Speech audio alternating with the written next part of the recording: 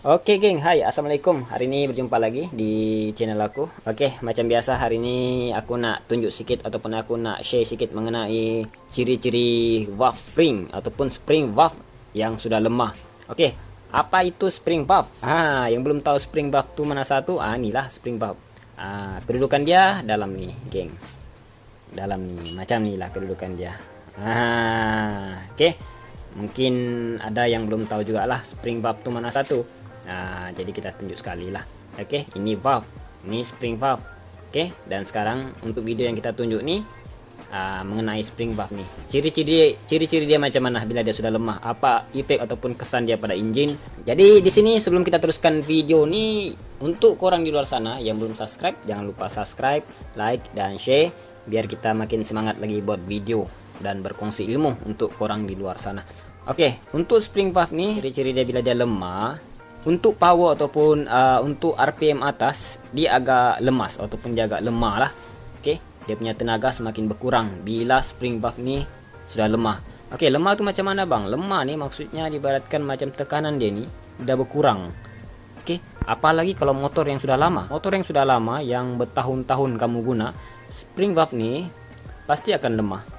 Dan ada juga spring macam ni standard, tapi dia akan semakin pendek macam ni kalau untuk penggunaan motor yang sudah lama lah. Dan ciri-ciri dia sebenarnya spring ni kalau dia sudah lemah ataupun dia sudah berkurang dia punya tekanan, dia akan menyebabkan RPM atas tu dia macam lemas lah, lemas dan power untuk RPM atas tu dia berkurang dia punya tenaga. Oke, untuk top speed pun dia punya efek macam tu lah, dia akan berkurang. Oke, itu dia punya kesan-kesan lah bila spring valve ni dah lemah. Oke, tapi kalau dari segi hidup ataupun mati motor, dia tiada pengaruh apa-apalah. Oke, motor masih boleh hidup, cuma dia punya power untuk RPM atas tu dia agak lemah ataupun dia lemas. Dan satu lagi, bila spring valve ni lemah, oke, dia boleh menyebabkan valve ni bocor. Sebagai contoh, bila ni ruang pembakaran, kalau ruang pembakaran ini dia tidak semestinya dia bersih macam ni, dia pasti akan kotor dan menimbulkan kerak-kerak lah. Ialah sebab dia punya kesan pembakaran kan, jadi dia ada kotoran lah bagian ni, kerak-kerak. Oke, dia punya sisa pembakaran. Jadi sisa pembakaran tu nanti bila dia terganjal bagian ini akan menyebabkan nanti bocor. Oke, bocor dan tenaga pun akan berkurang. Tapi kalau spring ni masih normal, oke, dia punya tekanan masih normal, walaupun ada kerak-kerak terganjal ataupun sangkut di celah-celah valve ni, dia tidak terlalu berpengaruh lah. Dia tidak terlalu berpengaruh yang menyebabkan valve tu bocor, sebab ni tekanan masih kuat ataupun masih utuh. Bila tekanan ni masih kuat, ni akan rapat. Dia tidak akan menimbulkan kebocoran lah bagian ni. Oke, jadi untuk korang di luar sana, apalagi kalau yang menggunakan motor yang terlalu lama, walaupun motor standard, yang ini bila sampai masa kena tukarlah kalau rasa motor itu terlalu tua ataupun terlalu lama. Sebab kalau motor lama nih biasanya yang ini akan berkurang dia punya tekanan. Jadi jangan sampai motor kamu berat, lain pula kamu ganti. Sebenarnya kalau motor kita berat ataupun kurang power untuk RPM atas, banyak sebenarnya dia punya penyebab. Bukan satu sebab. Kadang-kadang motor nih bila top gear ataupun RPM atas lah macam tuh, rasa macam tiada power ataupun lemas. Sebenarnya masalah motor ini dia bukan cuma satu masalah, banyak penyebab dia. Ataupun motor ini berlainan. Kadang-kadang lain motor nih lain penyakit. Contoh macam nih. Ini kan intake dan sini ada carburetor. Carburetor itu biasa bila RPM atas, bila kita pulas minyak RPM atas, maksudnya dia akan sembur lah minyak tuh di mulut carburetor tuh. Sebenarnya kalau normal, memang dia ada keluar minyak. Cuma kalau spring valve nih lemah, boleh jadi juga petrol tuh akan menyembur di mulut carburetor tuh. Kamu boleh nampak lah kalau carburetor tuh bila kamu pulas habis minyak RPM atas, kalau dia menimbulkan minyak terlalu banyak, dia menyembur, boleh jadi valve nih bocor. Tapi tergantung dari cam kamu lah. Sebab kadang-kadang kalau cam shaft nih, kalau kita sudah ubah suai ataupun kita sudah tukar, boleh menyebabkan juga Carburetor tuh dia punya mulut akan menyemburkan minyak petrol bila kita pulas minyak. Pulas habislah. Ataupun RPM atas, kita pulas sampai RPM atas, dia akan menyembur minyak terlalu banyak. Oke. Dari segi motor standard ataupun motor yang mudi, ataupun basuai, spring valve ini cukup penting lah untuk korang kena tahu apa efek dia bila dia sudah lemah. Ataupun untuk spek besar paling cantik tukar spring nih, apalagi kalau kamu sudah tukar camshaft, lagi cantik tukar springnya lah, jangan guna yang standard biar lebih padat. Sebab kalau untuk RPM atas nih dia berpengaruh penting lah untuk spring valve nih.